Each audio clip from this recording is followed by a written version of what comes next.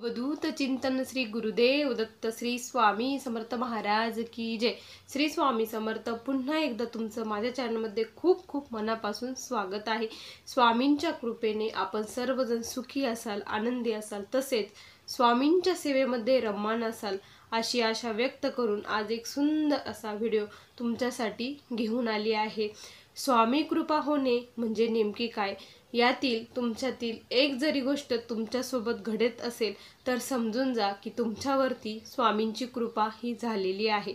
स्वामी कृपा होणे म्हणजे चमत्कार होणे किंवा काहीतरी आपल्या घरात विभूती पडणे किंवा काही होणे असं नाही, तर स्वामी कृपा ही प्रत्येक क्षणाला प्रत्येक भक्तावरती होत असते। तेच आपण येथे बघणार आहे। खूप सुंदर व्हिडिओ आहे तो, त्यामुळे शेवटपर्यंत नक्की बघा। स्वामी कृपा होणे म्हणजे सर्वात अगोदर काय होतं की आपलं स्वामी सेवेमध्ये ज्याचं मन लागतं, स्वामी सेवा करू वाटती, स्वामींची ओढ लागते, ज्या दिवशी तुम्ही स्वामी सेवा करणार नाही त्या दिवशी तुमच्या मनात अशी जर हुरहुर लागली की आज मी सेवा केली नाही, स्वामींची सेवा केली नाही, तर समजून जा की ही देखील तुमच्यावरती झालेली स्वामींची कृपा आहे। आणि तुम्हाला जर एखादं स्वप्न पडत असेल आणि ते स्वप्न जर सत्य होत असेल तर ही देखील स्वामींची सर्वात मोठी तुमच्यावरती कृपा झालेली आहे असे समजून जा। आणि आपण जर एखादी गोष्ट ही चुकीची करत असो त्यावेळेस आपल्या मनात जर असे येत असेल की ही गोष्ट चुकीची आहे, आपण करतोय हे चुकीचं आहे, त्यावेळेस समजून जा की तुमचा अंतरात्मा म्हणजे स्वामी तुम्हाला सांगत आहे, मार्गदर्शन करत आहे की काय चुकीचं आहे आणि काय बरोबर आहे। म्हणजे ही आपल्यावरती सर्वात मोठी स्वामींची कृपा आहे। त्यानंतर सर्वात महत्त्वाची स्वामी कृपा म्हणजे की आपल्याला असं वाटणे की आपल्या आजूबाजूला कुठली तरी अदृश्य शक्ती आहे जी सदैव आपल्या सोबत राहते। त्यावेळेस समजून जायचं की आपल्या सोबत प्रत्यक्षात स्वामी महाराज आहे आणि ही देखील स्वामींची कृपाच आपल्यावरती झालेली आहे। त्यानंतर जी काही इच्छा असते त्या इच्छेसाठी आपण स्वामींची सेवा करत असतो आणि ती इच्छा आपली तत्काळ पूर्ण होते, ही देखील आपल्यावरती स्वामींचीच कृपा झालेली असते। आणि एखादं संकट हे आपल्यावरती ओढावलं जातं, त्या संकटामध्ये आपल्याला जर बळ देत असेल, शक्ती येत असेल, एक ताकद आपल्यामध्ये येत असेल तर समजून जा की ही देखील स्वामींची तुमच्यावरती झालेली कृपा आहे। स्वामी प्रत्यक्षात तुमच्या सोबत आहे।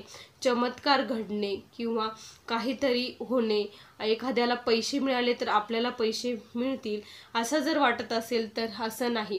ज्या वेळेस आपल्याला एखादा दुःखित व्यक्ती आहे तुमच्यापर्यंत, त्याला खूप त्रास होत आहे, खूप गरीब व्यक्ती आहे, त्याला बघून जेव्हा तुम्हाला असं मनात वाटत असेल की याला किती त्रास आहे, किती भयानक, त्याचं दुःख वेदना बघून तुम्हाला जर वेदना होत असेल, दुःख होत असेल, तर समजून जा की स्वामींची कृपा तुमच्यावरती झाली आहे। तुमचा अंतरात्मा म्हणजे स्वामी तुमच्यामध्ये वास करत असतात। म्हणजे स्वामींची कृपा प्रत्येक क्षणाला प्रत्येक भक्तावरती होत असते। त्यानंतर जेव्हा आपण सेवा करतो त्यावेळेस त्या सेवेच्या माध्यमात आपल्या समोर जर एखादा दीप प्रज्वलित असेल आणि त्या आपण जे एखादी सेवा करताना ते उच्चार करत असो, त्या उच्चाराच्या घर्षणाने जर दिव्यामध्ये त्या अग्नीमध्ये एखादा आकार, फूल काही तयार होत असेल, की एखादी प्रतिकृती तयार होत असेल, काही संकेत मिळत असेल, तर समजून जा की ही देखील स्वामींची तुमच्यावरती झालेली खूप मोठी कृपा आहे की स्वामी तुम्हाला संकेत देत आहात। एखाद्या गोष्टीची तुम्हाला सतत संकेत मिळत आहे आणि तीच गोष्ट तुमची जर घडत असेल तर समजून जायचं की ही देखील आपल्यावरती स्वामींची कृपा झालेली आहे। ज्या भक्तावरती स्वामींची कृपा झालेली असते त्याच्या मुखामध्ये कंटिन्यू श्री स्वामी समर्थ हे नाम जप असतं आणि ज्याच्या मुखात अंतरात्म्यात श्री स्वामी समर्थ हा मंत्र चालू असतो त्याच्या चेहऱ्यावरती एक वेगळंच तेज निर्माण होत असतं। हे तेज ना कोणत्या यानी क्रीमने येत असतं आणि कशाने, ते आतूनच येत असतं। ज्यावेळेस आपल्या चेहऱ्यावर असं तेज येतं त्यावेळेस समजून जायचं की आपल्यावरती स्वामींची कृपा ही झालेली आहे।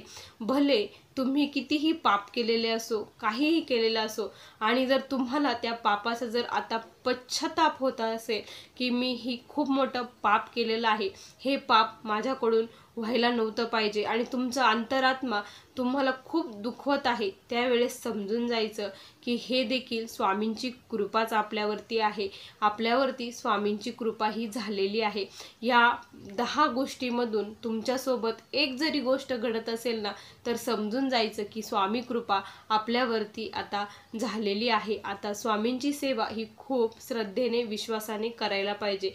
सर्वात मोठं म्हणजे ज्या वेळेस एखाद्या इच्छेसाठी एखादी सेवा ही केली जाते आणि ती इच्छा जर पूर्ण झाली नाही तरी पण स्वामींवरचा विश्वास हा दृढ असणे, स्वामींची सेवा ही कंटिन्यू चालू असणे, सातत्य असणे, ही म्हणजे खूप मोठी स्वामी कृपा आपल्यावरती आहे, समजून जा.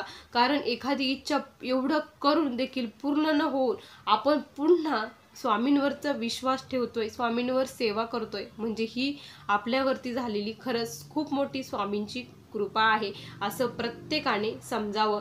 आणि बघा, 2 वेळचं ज्यांना आनंदाने जेवण मिळतं, ज्यांचं शरीर हे खूप चांगलं आहे, धष्टपुष्ट आहे, त्या शरीराला काही एक आजार नाही, त्यांनी देखील समजून जा की स्वामींची तुमच्यावरती कृपा आहे. कारण असे खूप लोक आहेत ज्यांना खाण्यापिण्यासाठी काही मिळत नाही, ज्यांच्याकडे खाण्यापिण्यासाठी खूप आहे पण त्यांचं शरीर त्यांच्या साथ देत नाही, त्यांना खूप आजाराने त्रस्त झालेले आहे, आणि आपल्याला 2 वेळचं जेवण मिळतं, चेहऱ्यावरती आनंद आहे आणि आपण सुखी आहोत, समाधानी आहोत, ही फक्त आणि फक्त स्वामींची कृपा आपल्यावरती आहे म्हणून आहे, हे प्रत्येकाने समजून जा. समाधानी राहा, हाय त्यात समाधान माना.